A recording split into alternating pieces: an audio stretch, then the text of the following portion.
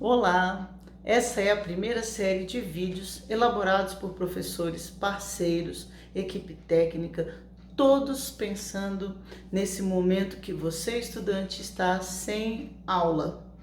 Não são aulas de fato, são momentos complementares desafiantes nesses vídeos que trarão para vocês mais informações sobre os temas atuais, mais informações sobre outros elementos que complementarão os seus conhecimentos.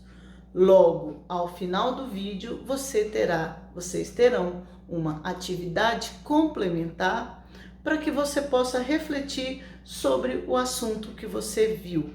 Então, bom trabalho, reflita bastante e lembre-se, foi um trabalho desenvolvido com muito carinho e atenção a você que se encontra sem aula. Então, bom trabalho e que vocês possam, nessas reflexões, pensarem que tipo de cidadão, que tipo de pessoa ou seres humanos melhores e mais evoluídos que poderemos ser. Bom trabalho. Você não pode me ver, mas pode me escutar. Então preste atenção no que eu tenho pra falar. Diminui maioridade, não é a solução. Olá, aqui é o professor João, professor da Secretaria de Educação do Distrito Federal, e hoje nós falaremos com vocês em uma videoaula a respeito do Covid e suas implicações em biologia, ok? Muito bem. Para fazermos essa interpretação, nós vamos precisar considerar alguns conceitos que são importantes. Eu selecionei 4 para iniciarmos a nossa conversa. Então, a primeira palavra sobre a qual nós discutiremos será a palavra surto. Bom, eu queria aplicar uma situação para que você entendesse. Imagine que você tem uma pequena cidade e imagine que num determinado bairro dessa cidade, o número de casos de uma determinada doença, por exemplo, dengue, aumente naquele local.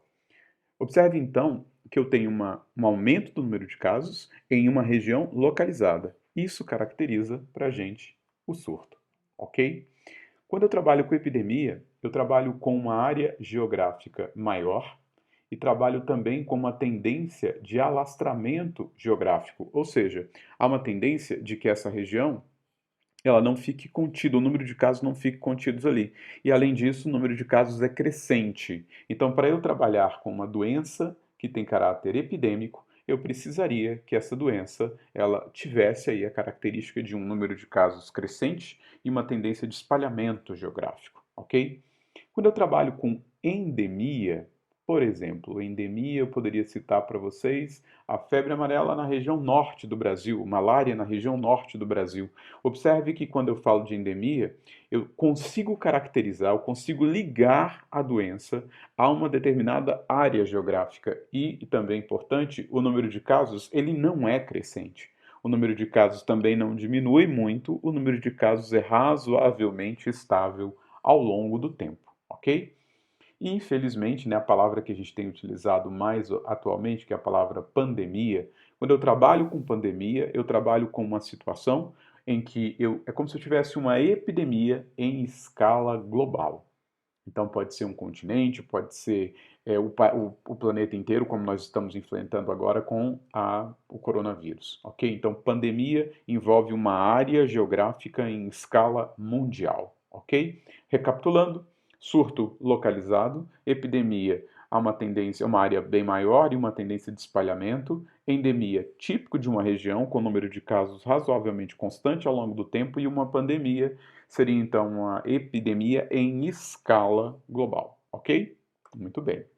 Para que a gente consiga falar sobre essa doença, para que a gente possa falar aí agora sobre coronavírus, sobre SARS-CoV-2, sobre essas coisas todas, nós precisamos analisar essa questão em algumas perspectivas. E a primeira perspectiva que eu convido você a pensar comigo é a perspectiva evolutiva. Por isso eu coloquei esse slide aqui para você. Então, seleção natural é um conceito que eu considero como central nessa matéria. É um conceito associado à evolução, à teoria evolutiva proposta originalmente por Charles Darwin no século XIX, e A seleção natural é um conceito extremamente importante para a evolução e relativamente tranquilo de entender. Basta você considerar comigo esse exemplo aqui. Imagine que você tenha um conjunto de organismos vivendo em uma determinada área geográfica.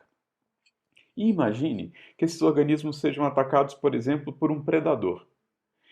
O predador elimina esse organismo, esse e esse, mas esses aqui conseguem sobreviver, reproduzir e eles deixam descendentes para a próxima geração. Muito bem, eu acabo de exemplificar para você seleção natural, porque eu falei que a seleção natural está relacionada com a sobrevivência, mas também está relacionado com a reprodução. E aí, cuidado para você não cair numa armadilha de colocar a palavra força aí, porque não é força para nós que interessa. O que interessa para nós é aptidão. Sobrevivem e reproduzem aqueles que são considerados como mais aptos. Então, por exemplo, o predador, ele não consegue atacar todas as presas. Algumas presas conseguem fugir. São exatamente essas presas que vão conseguir sobreviver, reproduzir e deixar descendentes para a próxima geração. Como eu falei para vocês, é um conceito central dentro dessa realidade que nós estamos enfrentando. Uma outra perspectiva que eu convido vocês a considerarem é a perspectiva ecológica. Ecologia, um conceito central. E dentro de ecologia, o que eu preciso que você pense comigo é sobre parasitismo, uma relação ecológica que pode ser simbolizada aqui por mais barra menos. Por quê? Porque ela ocorre entre organismos de espécies diferentes. Então eu tenho uma espécie que é considerada como parasita e eu tenho uma outra espécie que é considerada como hospedeiro. Por isso que essa relação ela é considerada como interespecífica entre espécies diferentes. E ela é desarmônica, pessoal. Por que ela é desarmônica? Porque ela causa prejuízo para o hospedeiro. Tudo bem? Então, até agora nós falamos sobre o conceito de seleção natural, que seria sobrevivência e reprodução diferenciadas daqueles que são mais aptos, e falamos sobre uma relação ecológica conhecida como parasitismo, em que eu tenho um hospedeiro sustentando um parasita. Muito bem, vamos misturar agora essas duas perspectivas nesse slide. Muito bem, há uma hipótese que afirma que o SARS-CoV-2, que é o nosso coronavírus, ele é originário de uma espécie animal que nós vamos chamar aqui de reservatório. Há indícios de que pode ser morcego, pangolim ou até mesmo outros organismos. Isso é um ponto importante, pessoal. Em ciência, a gente só afirma quando os dados comprovam. Então, como esse quadro é um quadro muito recente, 3 meses mais ou menos aí de problemas para a gente, 4 meses, então a gente considera que muita coisa ainda vai ser definida, tá? Dentro desse panorama. Mas vamos admitir que exista uma espécie reservatória, eu vou usar o morcego aqui porque ele está sendo bem citado aí nos documentos científicos, e imagine que há várias gerações atrás iniciou-se o parasitismo de um vírus nesse morcego. Aí existe um fenômeno em evolução que nós chamamos de coevolução, evolução conjunta, duas espécies evoluindo. Então pense bem, imagine que quando essa nova espécie de vírus atacou o morcego, aconteceu algo interessante. Morcegos mais sensíveis morreram. Opa, então peraí, o que eu estou dizendo para você? Que nos morcegos, aqueles que são mais sensíveis vão morrer. Muito bem. Quem sobrevive? O morcego que é mais resistente a esse vírus. Só que pelo lado do vírus também, que é um parasita, eu tenho uma outra relação. Se o vírus for muito letal, muito letal, ele também mata o morcego. Porque ele mata o morcego e ele morre junto. E para o parasita isso não é vantajoso. Para o parasita é bom que o hospedeiro sobreviva. Opa, então o que eu estou querendo dizer para você? Que ao longo do tempo morreram os morcegos que eram mais sensíveis, mas morreram também os parasitas, os vírus, que eram muito letais. Então houve um equilíbrio provável nessa relação em que sobreviveram os morcegos mais resistentes e sobreviveram os vírus menos letais. Muito bem. Provavelmente teria acontecido uma mutação no material genético desse vírus que era um vírus, então, adaptado para morcego, e aí esse vírus foi capaz de fazer o salto evolutivo, né? Então ele mudou de hospedeiro, ele é capaz agora de atacar um outro hospedeiro, e infelizmente para nós, o ser humano. Percebe que você, para entender essa relação, você precisa entender que no parasitismo eu tenho um hospedeiro, inicialmente no caso era esse reservatório, e um parasita, um outro vírus. Quando esse vírus sofre essa mutação e consegue adaptar-se a parasitar a nossa espécie, nós estamos aí diante do novo coronavírus. Por que o pessoal fala tanto a respeito da China? Porque existe na China alguns mercados, como aqueles lá na cidade de Wuhan, onde você tem a venda de carne de animais exóticos, que às vezes são abatidos no local. Então, a manipulação desses animais pode ter permitido que esse vírus saltasse para a espécie humana. E se esse vírus tinha uma adaptação, que seria a capacidade de se combinar com o receptor das nossas células, então estava aí dada, aberta aí, então a possibilidade para que esse parasitismo ele acontecesse, ok? Muito bem. Agora nós vamos para uma perspectiva microbiológica, uma perspectiva em que a gente vai entender como é que o vírus faz esse estrago tão grande no nosso organismo.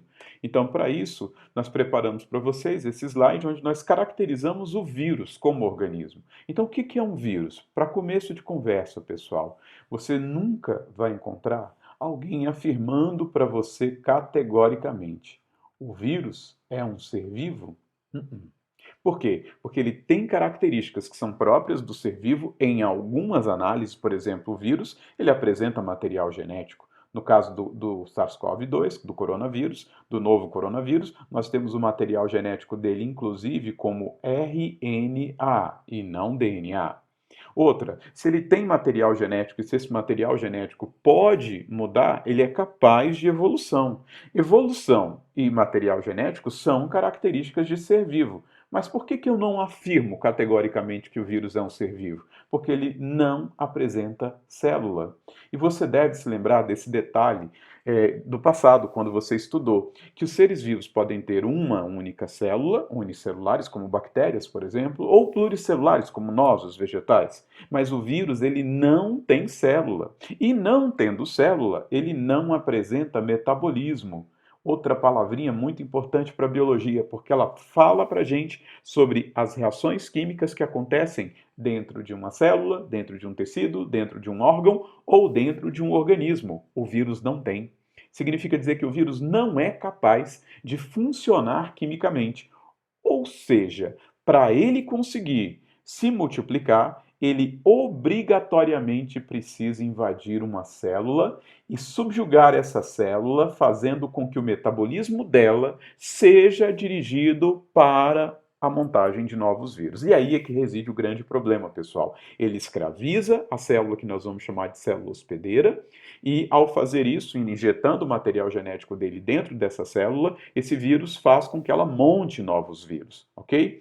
A estrutura do vírus, como eu falei, se ele não tem célula, ele não tem membrana, não tem citoplasma, não tem núcleo. A estrutura dele é basicamente uma estrutura feita de um capsídeo, que é feito de proteína, e o material genético, que no caso do SARS-CoV-2 é o RNA. Alguns vírus, como o SARS-CoV-2, são envelopados. Esse envelope, então, essa capinha de material lipídico que fica externamente a esse vírus, torna esse vírus mais sensível ao álcool, que nós usamos como antisséptico extremamente eficiente para esse vírus, e também a elevação de temperatura. Ele é um pouco sensível a essa elevação de temperatura. E também muito sensível à utilização de detergente, que nós estamos recomendando bastante aí para vocês. Bom, pessoal, esse slide é muito importante, eu preciso repetir algumas ideias com vocês. Número 1, o vírus, seja ele qual for, não tem célula, não tem metabolismo. Não tendo metabolismo, ele é obrigado a parasitar uma célula. Parasita intracelular obrigatório. Apresenta um material genético, pode evoluir, essa evolução se dá, por exemplo, por meio de mudanças que podem acontecer nesse parasita, como aquela que nós explicamos anteriormente, mudanças no material genético, mutações. Ok? Muito bem, vamos adiante. Esse slide, peço desculpas por ele, preparei ele aí só para você ter uma noção, ele está completamente fora de escala.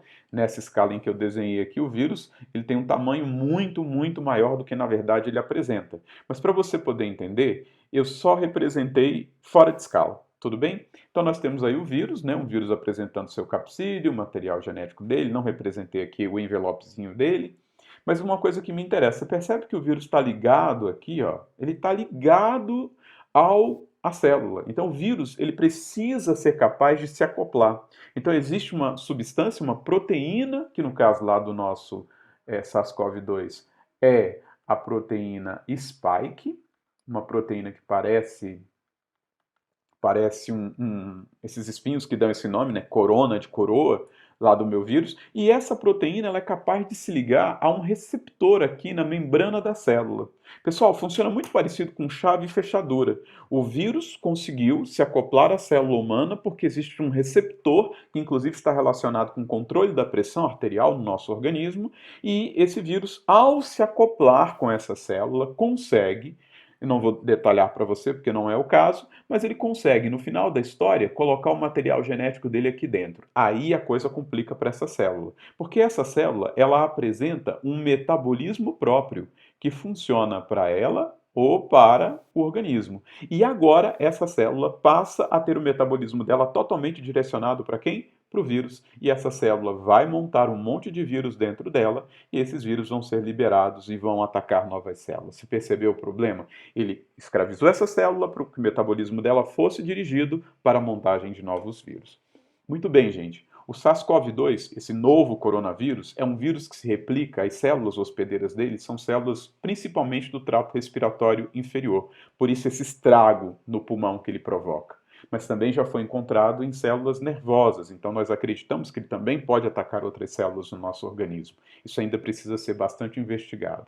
O receptor, né, está aqui o nome dele, que é a molécula com a qual esse vírus é capaz de se ligar para proporcionar a entrada do seu material genético dentro da célula. E essa destruição das células vai gerar no organismo um quadro inflamatório muito grave que pode, inclusive, inviabilizar a vida do indivíduo. Importante sinalizar para você que mesmo pacientes que têm o sistema imunológico muito bom e que, consequentemente, não manifestem sintomas, eles têm multiplicação viral dentro dos seus organismos e essa multiplicação viral ela proporciona que partículas virais sejam liberadas e essas pessoas são contaminantes. Ou seja, pessoas que têm o vírus podem não ter sintomas, mas podem fazer a transmissão, podem proporcionar o contágio para outras pessoas. Daí a necessidade, pessoal, das medidas que nós estamos aí divulgando em todos os veículos de comunicação. Ok? Muito bem. Nós não temos vacina. E isso é uma coisa que nos deixa angustiados, porque todo mundo queria receber uma notícia de que, olha, hoje eu tenho uma vacina que é completamente eficiente para a prevenção do SARS-CoV-2, da Covid-19. Muito bem, nós não temos. Nós não temos remédio que comprovadamente, cientificamente, tenha sido feito um estudo realizado por cientistas, e esse estudo tenha sido avaliado e reconhecido pelos outros cientistas. Nós não temos um remédio hoje que seja plenamente eficiente. Várias alternativas de remédio estão sendo utilizadas, estão sendo pesquisadas. Por que eu estou dizendo isso para você? Porque em ciência, se nós não temos essa certeza, a gente precisa se apegar ao que nós temos certeza. E o que nós temos certeza?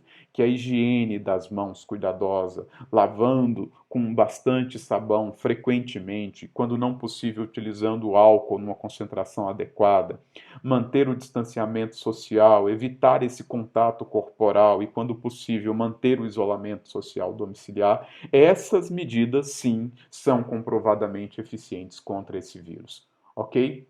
Eu espero que tenha sido útil para vocês e em breve teremos outro contato. Grande abraço para vocês.